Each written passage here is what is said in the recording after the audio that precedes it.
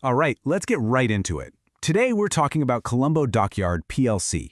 Now this company is an absolute cornerstone of Sri Lanka's maritime industry, and it's a big name on the Colombo Stock Exchange. For half a century, it has been a symbol of engineering might. But, even titans can hit incredibly rough seas. And this is really where our story kicks off. After a 50-year legacy, a legacy of building some truly world-class ships, Colombo Dockyard came dangerously close to going under in 2023. So the big question we're going to tackle is, how on earth did a company this important, this established, find itself right on the edge of a cliff? To really get what went wrong, you first have to understand just how successful Colombo Dockyard, or CDPLC as they're known, has been. I mean, this isn't just another company. For many, it's a national institution with a serious global reputation. And it's so important to get this. CDPLC is way more than just a shipyard. It's actually Sri Lanka's biggest engineering facility, and its location is perfect, right inside the port of Colombo. Their business really breaks down into three parts: repairing these massive vessels, building brand new ones from the keel up, and handling some seriously complex heavy engineering work. Its history? Well, it tells a story of constant change and growth.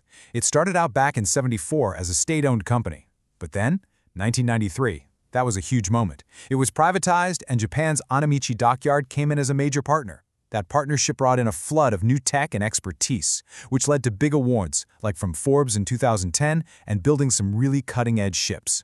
And, as we're about to see, 2026 is going to be another one of those game-changing years. And these projects right here show you exactly what the company can do. We're not talking about simple boats. On the left, you've got the Sophie Germain, a super sophisticated cable-laying vessel built for a client in France. And on the right, a hybrid eco-bulk carrier for a Norwegian company. This is the kind of complex, high-value work that built CDLPC's amazing international reputation. But even with a stellar reputation and a full list of orders, it just wasn't enough to protect it from the storm that was gathering on the horizon. Let's take a look at how it all started to come apart at the seams. It's a real head-scratcher. With more orders coming in and a name known around the world, how did the company end up teetering on the brink? Well, the answer is hiding in the numbers. And let me tell you, they paint a pretty shocking picture. Okay, now this is where the story gets really wild. Take a look at that first line. Total revenue, it actually jumped up by 35% in 2023. So they were busier than ever. But then you look at the lines below. Gross profit just nosedives from a 2 billion rupee profit to a nearly 7 billion rupee loss. And the net profit? Well, that fell off a cliff. From a 516 million rupee profit to an 11 billion rupee loss. The company was basically hemorrhaging cash on every single project. Let's just pause and really look at that number. A negative 2,256% change in net profit. That figure screams catastrophic failure. This wasn't just a bad quarter, it was a complete implosion. Now, while the reasons are complex, this kind of thing often happens when you have long-term projects with fixed prices. And then suddenly, global inflation, supply chain costs, and your own currency's value just go haywire. All of a sudden, profitable jobs turn into giant money pits. So to fight this fire, the company had to do something drastic. They issued a ton of new shares to raise emergency cash. For anyone who already owns stock, this was brutal. It led to 350% dilution. What that means in simple terms is that the company's ownership pie was suddenly sliced into way more pieces, making each original slice worth a whole lot less. It was a desperate move for a lifeline. And believe me, these weren't just numbers on a spreadsheet. They had huge, real-world consequences. The auditors issued what's called a going concern warning.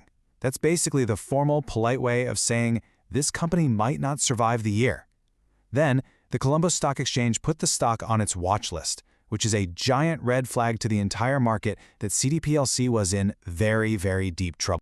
Just as the ship looked like it was actually going down, a new player showed up on the scene, and they weren't just offering a rescue, they were offering a completely new direction. The final trigger for this new era was the exit of their longtime partner.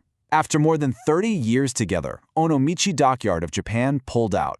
This left a massive hole in ownership and technical support, and it made finding a rescuer incredibly urgent. And stepping into that void? Mazagon Dock Shipbuilders from India. Now this is a critical point. Mazagon is not a commercial shipbuilder like Onomichi was. It is India's #1 state-owned defense shipyard. They build advanced warships and submarines for the Indian Navy. So this isn't just a change of ownership, it's a fundamental change of identity for Colombo Dockyard. What we're seeing here is a complete paradigm shift. The Onomichi era, that was all about Japanese technical excellence, focusing on top-quality commercial ships. The new Mazagon era, though, this is about Indian strategic investment. It signals a clear pivot towards defense contracts and becoming a bigger piece of the regional security puzzle.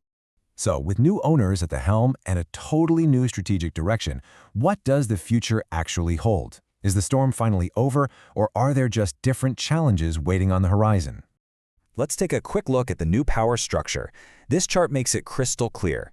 Mazagon Dock now holds a controlling 51% stake. That gives them the clear authority to steer the ship, no questions asked. It's a total realignment, with an Indian state-owned company now in charge of Sri Lanka's largest shipyard.